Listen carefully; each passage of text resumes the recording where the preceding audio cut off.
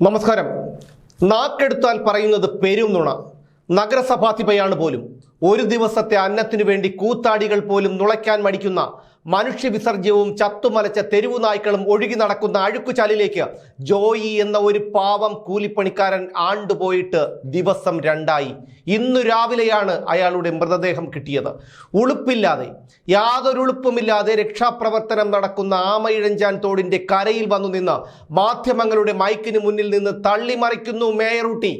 ആമയിഴഞ്ചാൻ തോട്ടിലെ മാലിന്യം നീക്കാൻ 6 തവണ റെയിൽവേക്ക് കത്തയച്ചിട്ടും അനുമതി നൽകിയില്ലത്രേ. മേയറെ അറിയുന്ന സർവരും അത് വിശ്വസിച്ചു. പൊതുനിരത്തിൽ KSRTC ബസ് തടഞ്ഞിട്ടിട്ട് ഒരു പാവം ഡ്രൈവറെ വെല്ലുവിളിക്കുകയും ഭീഷണിപ്പെടുത്തുകയും അയാളുടെ മുന്നിൽ ആളാകുകയും ചെയ്ത മേയറല്ലേ. ഡ്രൈവർ അശ്ലീലാംഗ്യം കാണിച്ചെന്നും പറഞ്ഞ പാവത്തിന് നേരം വെളുക്കുന്നത് വരെ പോലീസ് സ്റ്റേഷനിൽ പിടിച്ചിരുത്തിയ മേയറല്ലേ. എന്നിട്ടും കലിയടങ്ങാതെ ആ ഡ്രൈവറുടെ ജോലി പോലും തെറിപ്പിച്ചവളല്ലേ. ജനങ്ങൾക്കറിയാം കള്ളം പറയുന്നത് ആരാണെന്ന്. അങ്ങനെ മാലിന്യം നീക്കാനുള്ള അനുമതി തേടി 6 തവണ കത്തയച്ചിട്ടും റെയിൽവേയുടെ ഭാഗത്തു നിന്ന് അനുകൂലമായ നിലപാടുണ്ടായില്ലെങ്കിൽ ഇക്കാര്യത്തെക്കുറിച്ച് എപ്പോഴെങ്കിലും മേയർ നഗരസഭയിൽ ഒരു പ്രമേയം അവതരിപ്പിച്ചോ? ഞാൻ 6 തവണ കത്തയച്ചിട്ടും റെയിൽവേ അനാസ്ഥ കാണിക്കുകയാണ്, അതുകൊണ്ട് നമുക്ക് ഒരുമിച്ചൊരു തീരുമാനമെടുക്കണം എന്ന് വാക്കാലെങ്കിലും കൗൺസിലിൽ മേയർ ഒരു പ്രമേയം അവതരിപ്പിച്ചോ? ഇല്ല. പെരും നുണ പറഞ്ഞ മേയർക്കെതിരെ രൂക്ഷ വിമർശനവുമായി റെയിൽവേ അധികൃതർ തന്നെ ഇന്നലെ രംഗത്തെത്തി. മേയർ ആര്യ രാജേന്ദ്രൻ പറയുന്നത് ശുദ്ധ നുണയാണെന്നും തോട് വൃത്തിയാക്കേണ്ടതിന്റെ ചുമതല കോർപ്പറേഷനാണെന്നുമാണ് additional divisional railway manager MR Viji വ്യക്തമാക്കിയിരിക്കുന്നത്. മാത്രമല്ല, തോട് വൃത്തിയാക്കാനുള്ള അനുമതി ആവശ്യപ്പെട്ട ഒരു കത്ത് പോലും നഗരസഭ അയച്ചിട്ടില്ലെന്നും ADMR വെളിപ്പെടുത്തി. കൂടാതെ ഭാവിയിൽ ടണൽ വൃത്തിയാക്കുന്നതിന് നഗരസഭയ്ക്ക് യാതൊരു തടസ്സവുമില്ലെന്നും റെയിൽവേ വ്യക്തമാക്കിയിട്ടുണ്ട്.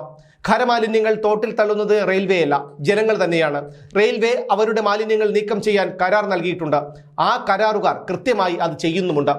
റെയിൽവേ വെള്ളം മാത്രമാണ് തോട്ടിലേക്ക് ഒഴുക്കി വിടുന്നത്. രക്ഷാപ്രവർത്തനം നടക്കുന്നയിടത്ത് മാധ്യമങ്ങൾക്ക് മുന്നിൽ മേയറുടെ തൊട്ടു പിന്നിലായ ഒരാളുണ്ടായിരുന്നു, AR റഹീം MP. മേയർ KSRTC ഡ്രൈവർ വിഷയത്തിലും മേയർക്ക് പിന്തുണയുമായി റഹീം ഉണ്ടായിരുന്നു. ഈ വിഷയത്തിൽ മേയർക്ക് നീതി കിട്ടുന്നില്ലെന്നും മേയർക്കെതിരെ സൈബർ ആക്രമണം രൂക്ഷമാണെന്നും ഒക്കെ പറഞ്ഞ റഹീം മാധ്യമങ്ങൾക്ക് മുന്നിൽ വന്നിരുന്ന് രോദിക്കുന്നതും കണ്ടു. അത് പോട്ടെ, പറഞ്ഞു വന്നത് രക്ഷാപ്രവർത്തനത്തെക്കുറിച്ചാണ്. രക്ഷാപ്രവർത്തനത്തിൽ റെയിൽവേ നിസ്സംഗത കാണിക്കുന്നു എന്നാണ് AR റഹീമിന്റെ ആരോപണം. റെയിൽവേ ഉദ്യോഗസ്ഥർ രക്ഷാപ്രവർത്തനത്തിന് സഹായം നൽകുന്നില്ലെന്നും ദ്രോഹപരമായ നടപടികളാണ് റെയിൽവേയുടെ ഭാഗത്ത് നിന്നുണ്ടാകുന്നതെന്നും റഹീം ഫേസ്ബുക്ക് കുറിപ്പിലൂടെ നിലവിളിക്കുന്നു. ഏറ്റവും പുച്ഛവും അറപ്പും തോന്നിയ മറ്റൊരു കാര്യം, ഈ ദുരന്തമുണ്ടായപ്പോൾ മുതൽ മേയർ ആര്യ രാജേന്ദ്രൻ ഫേസ്ബുക്കിൽ പോസ്റ്റ് ചെയ്യുന്ന കുറിപ്പുകളും റീൽസുകളുമാണ്.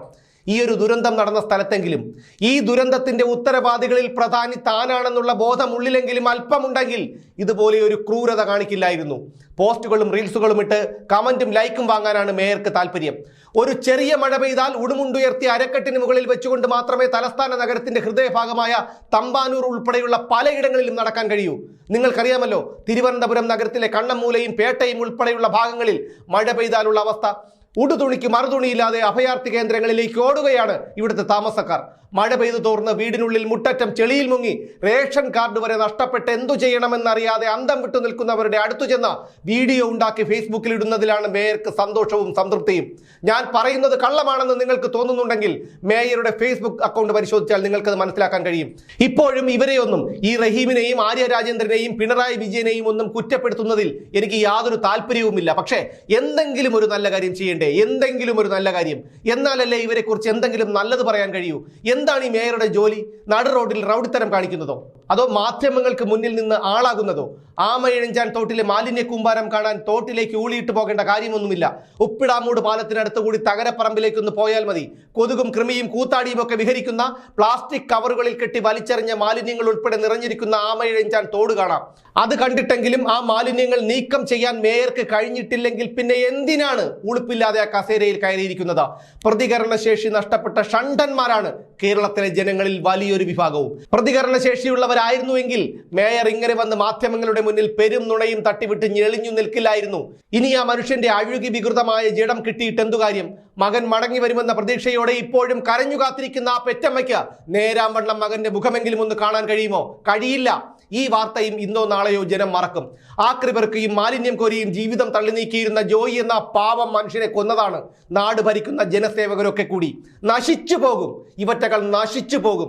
ഇങ്ങനെ മാലിന്യം കോരിയും എച്ചിൽ പാത്രം കഴുകിയും ഭിക്ഷയെടുത്തുമൊക്കെ ജീവിക്കുന്ന പാവങ്ങളുടെ കൂടി നികുതി പണമെടുത്ത് 4 നേരം വെട്ടിവിഴുങ്ങി ശീതീകരിച്ച മുറിയിലെ കറങ്ങുന്ന കസേരയിലിരുന്ന് ഭരണചക്രം തിരിച്ച് ഇന്നോവ ക്രിസ്റ്റയിൽ അധികാരത്തിന്റെ ഹുങ്ക് കാണിച്ചുകൊണ്ട് സാധാരണക്കാരന്റെ മുഖത്ത് നോക്കി കൊഞ്ഞനം കുത്തിപ്പായുന്ന ഇവറ്റകൾ മാത്രമല്ല, ഇവറ്റകളുടെ വരുന്ന 7 തലമുറകൾ കൂടി നശിച്ചു പോകും.